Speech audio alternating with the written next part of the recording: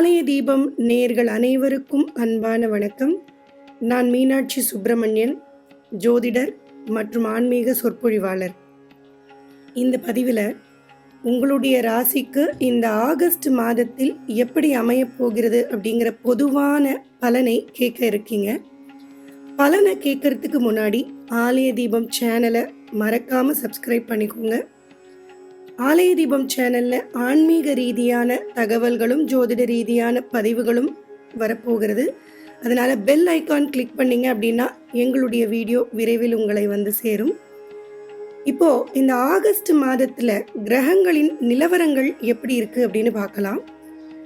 இந்த ஆகஸ்ட் 1ஆம் தேதி ரிஷபத்தில் செவ்வாயும் குருவும், மிதுனத்தில் சந்திரனும், கடகத்தில் சூரியனும், சிம்மத்தில் புதன் சுக்கிரனும், கன்னியில் கேதுவும், கும்பத்தில் சனியும், மீனத்தில் ராகுவும் சஞ்சாரம் செய்கிறாங்க. சனி வக்ரகதியில் இந்த ஆகஸ்ட் மாதம் முழுவதும் கும்பராசியில் பிரவேசம் செய்ய போகிறார்.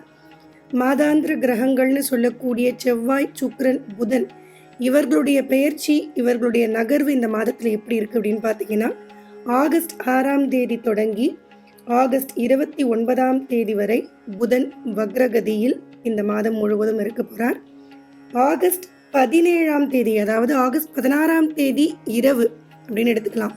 இந்த ஆடி மாதம் முடிந்து ஆவணி மாதம் தொடங்குறது. அப்போது சூரியன் கடகத்திலிருந்து நகர்ந்து சிம்மத்திற்கு ஆட்சி பலத்தில் இந்த மாதத்தில் ஆகஸ்ட் 17ஆம் தேதியிலிருந்து இருக்க போகிறார்.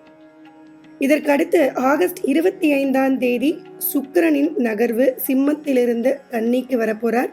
ஆகஸ்ட் 27ஆம் தேதி செவ்வாய் ரிஷபத்திலிருந்து மிதுனத்திற்கு பெயர்ச்சியாக போகிறார். இதுதான் இந்த மாதத்தில் இருக்கக்கூடிய கிரகங்களின் நிலவரங்கள். இந்த ஆகஸ்ட் மாதம் அப்படின்னு வந்தாலே பண்டிகைகள் நிறைந்த மாதமாக இருக்கும். அப்படி இந்த மாதத்தின் பண்டிகை நாட்கள் என்னென்ன அப்படிங்கிற விவரங்களை நம்ம அடுத்து பார்க்க போகிறோம். ஆகஸ்ட் 7ஆம் தேதி ஆடிப்பூரம், 9ஆம் தேதி கருட பஞ்சமி அல்லது நாக பஞ்சமின்னு அழைக்கக்கூடிய விரதம், 16ஆம் தேதி வரலட்சுமி விரதம், 19ஆம் தேதி ஆவணி அவிட்டம், 20ஆம் தேதி காயத்ரி ஜபம், 22ஆம் தேதி மகா சங்கடஹர சதுர்த்தி, 26ஆம் தேதி கோகுலாஷ்டமி, 27ஆம் தேதி ஸ்ரீ சனி ஜெயந்தி. இந்த விவரங்களை தொடர்ந்து இப்போது உங்களுடைய ராசிக்கு இந்த ஆகஸ்ட் மாதம் எப்படி அமைய போகிறதுன்னு பார்க்கலாம் வாங்க. மகர ராசிக்காரர்களுக்கு இந்த ஆகஸ்ட் மாதம் எப்படி அமைய போகிறது? ராசிக்கு 2ஆம் இடத்துல ராசியாதிபதி சனி வக்ரமாக அமர்ந்திருக்கக்கூடிய காலகட்டம். இந்த மாதத்தில் மாதத்தின் 27 நாட்கள் 5ஆம் இடத்தில் செவ்வாய் சஞ்சாரம் செய்கிறார். இந்த செவ்வாய் உங்களுடைய ராசிக்கு 11ஆம் அதிபதியாக வருகிறார். இந்த 11ஆம் அதிபதி 5ஆம் இடத்தில் சஞ்சாரம் செய்வது மகர ராசிக்கு சாதகமான ஒரு அமைப்பு. மனதில் ஒரு நிம்மதியும் அமைதியும் நிலவக்கூடிய காலகட்டமாக இருக்கும். கவலைகள், கஷ்டங்கள் இதையே பற்றி யோசிச்சுட்டு இருந்ததை மாற்றி கொஞ்சம் மகிழ்ச்சியும் சந்தோஷமும் பிடித்த விஷயங்களை செய்து பார்க்கக்கூடிய சூழல்கள் இதெல்லாம் மகர ராசி அன்பர்களுக்கு இந்த ஆகஸ்ட் மாதத்தில் அமைய போகிறது. உங்களுடைய ஆரோக்கியத்தில் ஒரு நல்ல முன்னேற்றம் இருக்கும். உங்களுடைய வசதிகளை நீங்கள் இல்லத்தில் அதிகரித்து கொள்ளக்கூடிய வாய்ப்புகள் உண்டு. ரிப்பேர் ஒர்க் பார்க்குறது, இல்லை வீட்டில் தேவையான பொருட்களை வாங்கி போடுவது, வண்டி வாகனங்கள் இதெல்லாம் வாங்கக்கூடிய அமைப்பு இதெல்லாம் மகர ராசி அன்பர்களுக்கு இந்த ஆகஸ்ட் மாதத்தில் ஏற்பட போகுது. தாய் வழியில் ஆதாயம் நிறைந்த மாதமாக இருக்கும். தாய் வழியில் தொழில் எடுத்து நடத்தக்கூடியவர்களுக்கு இந்த மாதத்தில் அதில் நல்ல லாபம் பெறக்கூடிய அமைப்பு உண்டு.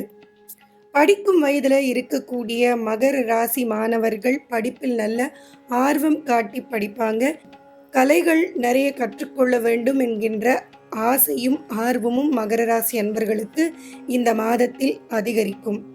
மறைமுகமான லாபங்கள் சற்று அதிகமாக பெறக்கூடிய மாதமாக இந்த ஆகஸ்ட் மாதம் மகர ராசி அன்பர்களுக்கு இருக்கு. ஏதோ ஒரு வகையில் பணம் வந்து கையில் சேரக்கூடிய அமைப்பு மகர ராசி அன்பர்களுக்கு இந்த மாதம் உண்டு. மாற்றங்கள் நிறைந்த மாதமாகவும் இந்த மாதம் மகர ராசி அன்பர்களுக்கு இருக்கும். ரொம்ப நாளாக லைஃப் ஒரே மாதிரியே போகுது, ஒரு சேஞ்சே இல்லையே அப்படின்னு கவலையில் இருக்கக்கூடியவர்கள், இல்லை எதிர்பார்ப்போடு இருக்கக்கூடிய மகர ராசி அன்பர்களுக்கு நல்ல ஒரு மாறுதல், மனதிற்கு மகிழ்ச்சி தரக்கூடிய ஒரு மாறுதல் இந்த மாதத்தில் மகர ராசி அன்பர்களுக்கு ஏற்பட வாய்ப்பு உண்டு. மகர ராசி அன்பர்களுடைய குழந்தைகளின் வாழ்க்கையிலும் ஒரு நிம்மதி, ஒரு சந்தோஷம் நிலவக்கூடிய அமைப்பு, அவர்களுடைய வாழ்க்கையில் ஒரு முன்னேற்றம் அடைந்து அதை பார்த்து நீங்கள் சந்தோஷப்படக்கூடிய அமைப்பு, இதெல்லாம் மகர ராசி அன்பர்களுக்கு ஏற்பட போகுது. மாதத்தின் முற்பகுதி மிகவும் கவனமாகவும் நிதானமாகவும் பழக வேண்டிய காலகட்டமாக இருக்கும்.